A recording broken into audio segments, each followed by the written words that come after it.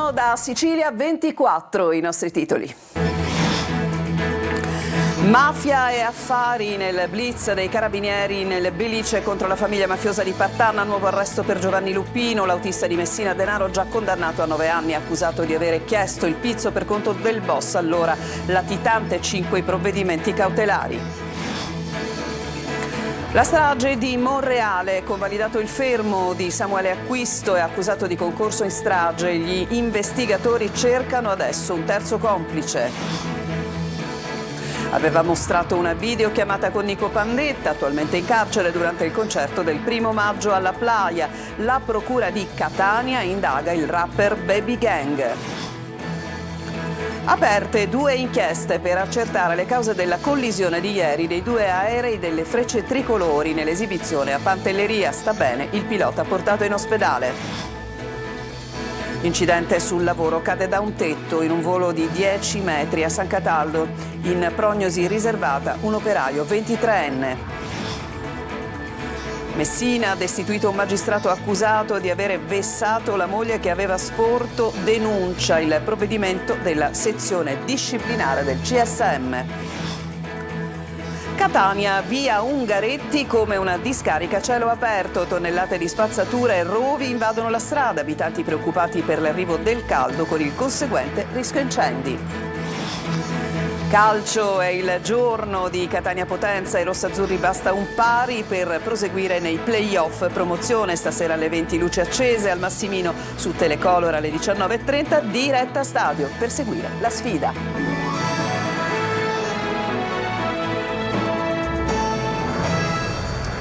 Ancora ben trovati, mafia e affari. Nel blitz dei carabinieri nel Belice è stata colpita la famiglia mafiosa di Partanna. Tra i destinatari dei 5 provvedimenti un nuovo arresto per quello che è stato definito appunto l'autista del boss Matteo Messina Denaro. Parliamo di Giovanni Luppino, ma sentiamo tutto nel servizio di Laura Spanò. Colpite nella notte la famiglia mafiosa di Partanna, da sempre legata a quella dei Messina Denaro. 5 le persone fermate, 3 finiscono in carcere per 2 obbligo di dimora. Il blitz è stato eseguito dai carabinieri del comando provinciale di Trapani e coordinato dalla DDA di Palermo. Nel corso delle perquisizioni trovate armi e soldi in contanti. Una nuova ordinanza di custodia cautelare in carcere raggiunge Giovanni Luppino, l'autista di Matteo Messina Denaro, arrestato con il padrino nel gennaio 2023 davanti alla clinica La Maddalena di Palermo. Luppino è stato condannato a 9 anni e 3 mesi di carcere in primo grado. Dalla nuova indagine emerge che avrebbe cercato di estorcere denaro ad un imprenditore del settore oleario per garantire il sostegno economico all'allora latitante. Gli investigatori hanno riscontrato quella che viene definita una convergenza di illeciti interessi tra esponenti di spicco della famiglia mafiosa e imprenditori del settore edile oleario per il controllo delle attività imprenditoriali. I mafiosi sarebbero riusciti a turbare la procedura indetta dal Tribunale di Sciacca per l'acquisizione di un capannone industriale, controllavano l'aggiudicazione di commesse pubbliche, risolvevano controversie fra privati e imponevano assunzioni di familiari nelle imprese. E adesso alla strage di Monreale, perché oggi è arrivata anche la convalida del fermo di Samuele Acquisto, è accusato di concorso in strage. Gli investigatori adesso sono alla ricerca di un terzo complice. Marco Gullà. Aveva detto di non aver sparato e di non aver nemmeno partecipato alla rissa che ha poi scaturito la strage di Monreale, ma in realtà le dichiarazioni di 8 testimoni e le immagini delle telecamere di videosorveglianza di via Benedetto d'Acquisto attestano il contrario. Il GIP di Palermo ha così convalidato il fermo di Samuele Acquisto, il ragazzo di 18 anni dello Zen coinvolto nella sparatoria di Monreale, costata la vita a 3 ventenni. Il giudice ha disposto per il giovane la misura della custodia cautelare in carcere. Acquisto, che è accusato di concorso e strage, avrebbe incitato anche l'amico Salvatore Calvaruso, il primo ad essere arrestato, a far fuoco sulla folla. Con lui poi si sarebbe allontanato in moto dal luogo della sparatoria. Acquisto si trova in una cella in isolamento del carcere Pagliarelli. Nel frattempo proseguono le indagini per risalire al terzo responsabile della sparatoria, il giovane che insieme a Calvaruso ha fatto fuoco. In tutto sono stati esplosi 20 colpi. Gli investigatori cercano un ragazzo alto e con barba folta nera, anche lui residente allo Zen. La maggior parte della comunità del quartiere popolare palermitano però non sta agevolando le indagini, un quartiere chiuso e a tratti invalicabile che ostacola il lavoro anche della stampa. Proprio ieri minacciata di morte una troupe televisiva che stava realizzando una diretta dallo Zen. Adesso torniamo alla vicenda del 1° maggio della videochiamata a Nico Pandetta durante il concerto alla Playa di Catania. È arrivata adesso una indagine a carico del trapper Baby Gang, sequestrato il suo cellulare. Luca Ciliberti. Ogni volta che si parla di rap e di violenza, il nome di Baby Gang è il primo a spuntare fuori. Nell'ottobre del 22 venne coinvolta insieme al trapper Simba La Rue in una rissa tra gang ed è stata accusata di violenza e sparatoria in Corso Como a Milano. Condannato nel 2023 a 5 anni e 2 mesi di carcere, pena ridotta in appello a 2 anni e 9 mesi nel 2024. Proprio per questo provvedimento Baby Gang non avrebbe dovuto essere a Catania sul palco della Playa lo scorso 1° maggio in occasione del One Day Music Festival. Ma nonostante ciò, per sfidare ancora la legge, il trapper italo-marocchino, prima della sua esibizione davanti a oltre 20.000 spettatori, ha mostrato una videochiamata con il collega Nico Pandetta, nipote del capomafia Turi Cappello, in carcere a Rossano Calabro, dove sta scontando una condanna per spaccio di droga. Mio fratello lo chiamava nel video diventato virale. Episodi che la procura di Catania non ha sottovalutato, così Baby Gang oggi è indagato in concorso per accesso indebito a dispositivi idonei alla comunicazione da parte di detenuti, aggravato dall'aver favorito la mafia e per aver violato la sorveglianza speciale. Gli agenti della squadra mobile della questura di Lecco, in collaborazione con i colleghi di Catania, hanno eseguito a Calolzio Corte, in provincia di Lecco, paese di residenza di Baby Gang, un decreto di perquisizione e hanno sequestrato lo smartphone dell'artista, che nei prossimi giorni verrà sottoposto ad accertamenti. La polizia gli ha anche notificato un divieto di obbligo di dimora a Catania per i prossimi 4 anni. Non è ancora chiaro se la videochiamata sul palco con Pandetta fosse in diretta o registrata o fosse un antico video memorizzato. Nella cella di Pandetta intanto è stato trovato e sequestrato uno smartphone. Adesso il trapper catanese rischia fino a 4 anni di aggravamento di pena. Si cerca ancora di fare luce sulle cause che hanno portato alla collisione di 2 velivoli ieri durante l'esibizione delle Frecce Tricolori a Pantelleria. Intanto sono state aperte 2 inchieste. Simona Mazzone. Sull'incidente in volo a Pantelleria tra gli aerei delle Frecce Tricolori sono state aperte 2 inchieste, una condotta dalla Procura di Marsala, l'altra da quella militare di Napoli. Si stanno valutando diverse ipotesi, tra cui la possibilità di un bird strike, cioè l'impatto contro un uccello o uno stormo, un guasto tecnico o una distrazione che ha fatto perdere il controllo al pilota. Del resto i 4 aerei in volo erano impegnati in una delle manovre più complesse dell'esibizione. L'aeronautica militare evidenzia in una nota una separazione anomala della formazione durante la manovra del cardioide che ha imposto l'interruzione del programma acrobatico. Il pubblico con il naso all'insù ammira l'esibizione a Pantelleria all'indomani dello spettacolo a Catania. Poi succede qualcosa, uno dei velivoli sbanda, ne tocca un altro e un terzo aereo viene sfiorato. Uno dei piloti, il 32enne Luca Battistoni, ha un problema al ruotino anteriore e la sua corsa finisce fuori pista su un dislivello erboso. Viene subito trasportato in ospedale, riporta traumi alle gambe ma sta bene, mentre gli altri 3 mezzi atterrano. Poteva essere una tragedia, dicono in molti tra i presenti. Sull'accaduto indagano anche i carabinieri del comando provinciale di Trapani, che sin da subito hanno raccolto testimonianze e video realizzati da alcuni partecipanti all'esibizione. I 3 mezzi attualmente restano fermi all'aeroporto di Pantelleria, anche quello con l'ala danneggiata, in attesa di eventuali accertamenti disposti dai magistrati. Un grave incidente sul lavoro si è verificato in provincia di Caltanissetta, dove un giovane, 23enne, che stava lavorando sul tetto di una palazzina, è caduto da oltre 10 metri di altezza. Il ragazzo è in prognosi riservata. Rita Cinardi. È in gravi condizioni un giovane operaio di 23 anni rimasto vittima di un incidente sul lavoro questa mattina mentre lavorava sul tetto di una palazzina di 4 piani a San Cataldo, in provincia di Caltanissetta. Il 23enne di Sommatino è caduto da un'altezza di oltre 10 metri. Quando gli operatori del 118 sono arrivati sul luogo dell'incidente, il giovane era riverso in una pozza di sangue, privo di coscienza. È stato immediatamente condotto all'ospedale Sant'Elia di Caltanissetta, dove dagli esami diagnostici sarebbero emerse diverse fratture, oltre che la rottura della milza. Il 23enne 33enne, dopo essere stato intubato, è stato condotto in sala operatoria dove dovrà essere sottoposto a un lungo intervento. Sul luogo dell'incidente sono intervenuti i carabinieri che stanno ricostruendo la dinamica di quanto accaduto. Dall'inizio dell'anno gli incidenti sul lavoro in Sicilia sono aumentati drammaticamente. Come riferito dalla segretaria generale della UIL di Catania, Enza Meli, le denunce di infortuni da gennaio a marzo sono state 1845, mentre nello stesso trimestre dello scorso anno erano state circa 100 in meno. Catania svetta in testa alla classifica, seguita da Palermo e Messina, mentre Enna all'ultimo posto. 15 i casi di morte sul lavoro da inizio anno e tra questi 3 braccianti di Adrano, morti il 17 marzo sulla Catania-Ragusa, dove erano rimasti gravemente feriti altri operai agricoli. Un magistrato in servizio alla Procura di Messina è stato destituito dalla sezione disciplinare del Consiglio Superiore della Magistratura. L'accusa è pesante, quella di aver vessato la moglie, anche lei magistrato, che l'ha denunciata. Francesco Triolo.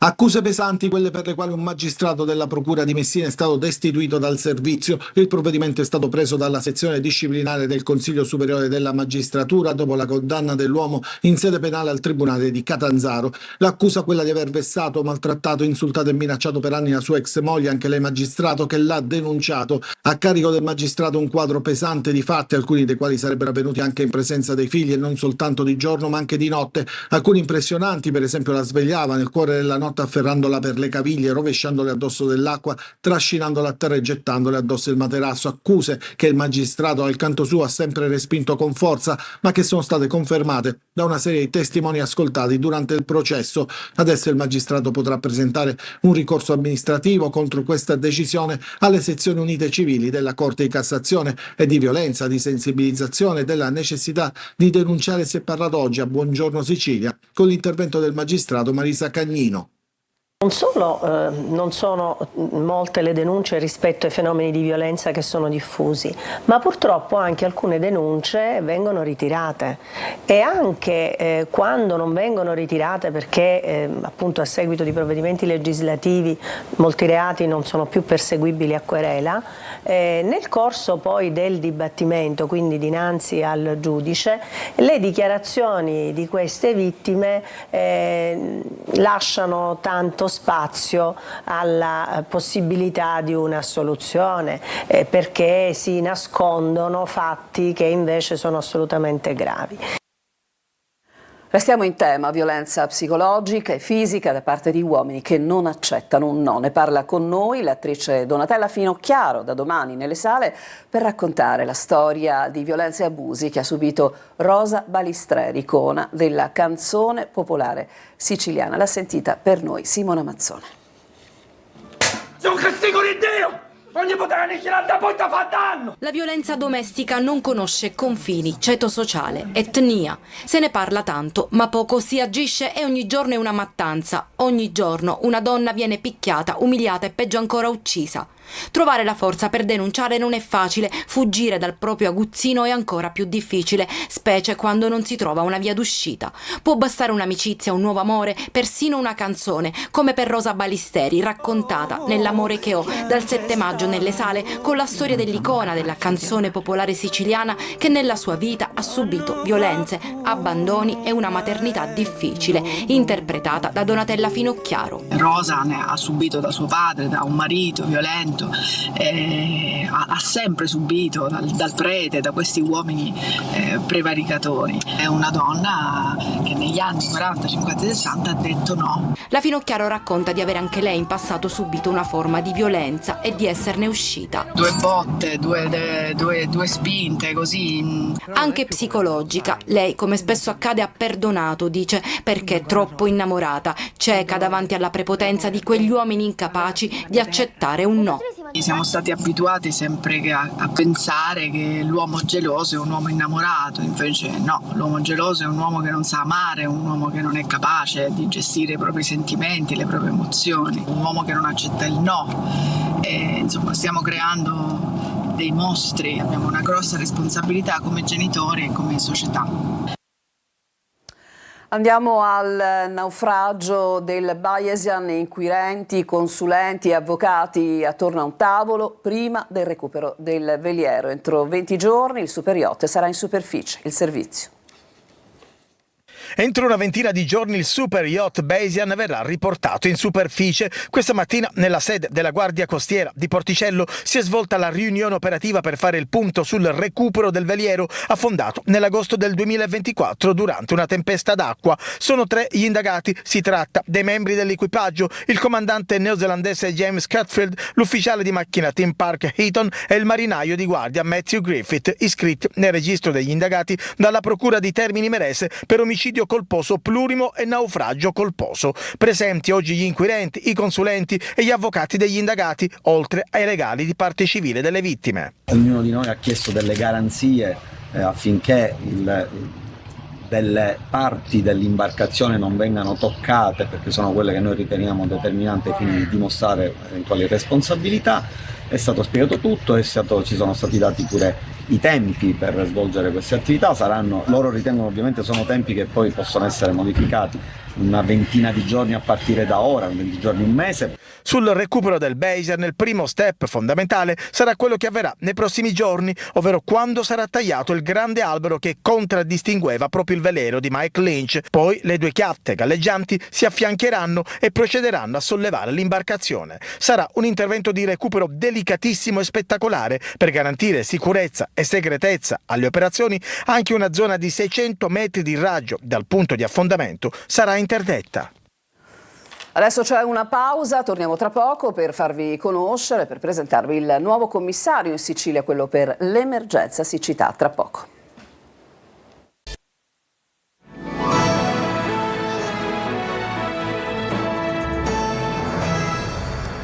Siamo tornati in studio, c'è un nuovo commissario in Sicilia per l'emergenza siccità, gestire gli interventi per mitigare gli effetti della crisi idrica per agricoltura e zootecnica sarà da oggi il dirigente generale della regione Fulvio Bellomo. Sentiamo Manlio Viola. La crisi idrica e l'emergenza siccità in Sicilia non sono finite. L'estate del 2025 sarà difficile quanto quella del 2024, soprattutto nel settore agricolo. I dati parlano chiaro e la preoccupazione è alta per il sistema della produzione. Per questo il governo della regione ha deciso una nuova dichiarazione dello stato di crisi ed emergenza regionale a causa della siccità per il settore soprattutto agricolo e zootecnico. La precedente dichiarazione dello stato di crisi ed emergenza era scaduto il 31 dicembre dell'anno scorso. Quello appena dichiarato avrà la durata di un anno. La Giunta ha nominato un nuovo commissario per l'emergenza al posto di Dario Cartabellotta, che aveva gestito la crisi del 2024 ma è stato nel frattempo spostato dall'assessorato agricoltura a quello delle attività produttive. Il nuovo commissario è Fulvio Bellomo, attuale dirigente generale del Dipartimento regionale dell'agricoltura. Il commissario potrà continuare a usare anche i poteri speciali riguardanti acquedotti e dighe destinati a scopi irrigue, a cominciare dal trasferimento dell'acqua della diga Gamma Uta nel Palermitano al lago Castello, che rifornisce il comprensorio agrigentino a uso irriguo e potabile, salvaguardando così la produzione agricola della zona a partire da Ribera e Bivona, tutto grazie alla messa in funzione dell'adduttore consortile di San Carlo. Il commissario avrà il compito di individuare ulteriori interventi strutturali nel settore di interesse agricolo da eseguire con urgenza per fronteggiare la carenza idrica, interventi per la salvaguardia degli allevamenti e per le produzioni agricole. Adesso a Catania vi mostriamo una nuova zona che è diventata una discarica a cielo aperto. Siamo a Nesima Inferiore, dove tonnellate di spazzatura invadono sicuramente ogni cosa, con la grande preoccupazione degli abitanti per l'arrivo del caldo e ovviamente del rischio incendi. È andato per noi Tonino De Mana, vediamo. Non Catania la terra dei fuochi, via Ungaretti la terra dei fuochi. Voce ferma, occhi lucidi e tanta rabbia. Agata denuncia lo scempio di via Ungaretti, una strada senza uscita che facilita solo chi viene da queste parti a scaricare ogni cosa, Eternit compreso.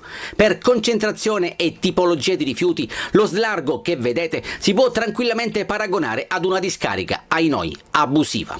C'è di tutto, dai pneumatici ai divani, dagli scarti edili alle guaine che i predatori scaricatori di metalli hanno disseminato qua e là dopo aver arraffato il rame. Montagne e montagne di spazzatura quasi rendono impercorribile la strada. Il cartello che vedete segnalava la presenza di una scuola, la media Ungaretti, che da queste parti è chiusa ai battenti da tanto tempo, per poi lasciare spazio ad un presidio della polizia municipale abbandonato anche questo al proprio destino. Oggi è ormai uno scheletro di cemento, circondato solo da rifiuti ed erbacce. Difficile anche per noi commentare un simile scempio. Le immagini parlano da sole ed ogni commento o narrazione appare superflua. Sindaco Trantino, io le parlo col cuore nelle mani. Io so che è impossibile togliere la spazzatura in una settimana. Io le faccio solo una preghiera, solo una. Entro l'estate almeno di togliere la spazzatura. Io avrei preferito che fosse chiusa la strada. E alle sue spalle cosa c'è? Alle mie spalle praticamente c'è l'autoparco del comune di Catania. Rischio incendi elevato. Lo scorso anno da queste parti si è sfiorata la tragedia. Non vorremmo che la storia si ripetesse e per questo motivo vigileremo e non saremo soli, supportati dal vostro sostegno e dalle vostre segnalazioni. Al numero 342 74 55 005. E molte di queste segnalazioni, come accade tutti i mercoledì, saranno girate proprio al primo cittadino di Catania, Enrico Trantino. Oggi torna l'appuntamento con il sindaco, come sempre condotto dal nostro direttore Michele Cucuzza. Potrete inviare tra l'altro le vostre domande con dei messaggi di testo al nostro numero 342 74 55 005 e potrete anche mandare delle email a Sicilia24focus@telecolor.it. L'appuntamento con ditelo o perlomeno l'appuntamento con il sindaco, questo che vedete, ditelo al vostro TG per tutte le vostre segnalazioni, è subito dopo il telegiornale alle 14:30. Restiamo a Catania, dove Polizia e Corpo Forestale hanno scoperto in un ristorante di Viale Africa, di cui però appunto non è stato reso noto il nome, alimenti, prodotti e preparati alimentari privi di etichetta, alcuni dei quali non idonei al consumo. Sono stati sequestrate e distrutti 50 litri di olio d'oliva, uova, carne, pesce e altri preparati, rilevate carenti condizioni igienico-sanitarie. Il titolare è stato multato per 20.000 euro. Adesso ci fermiamo, c'è un'altra pausa e torniamo tra poco con il calcio.